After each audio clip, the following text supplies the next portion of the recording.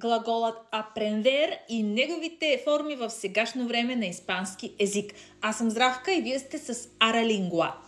Yo aprendo. Yo aprendo. Tú aprendes. Tú aprendes. Él aprende.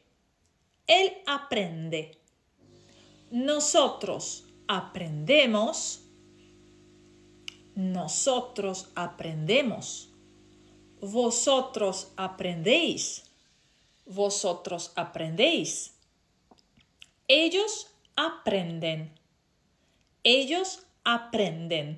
Това е правилен глагол, който спада от второ спрежение на испански език.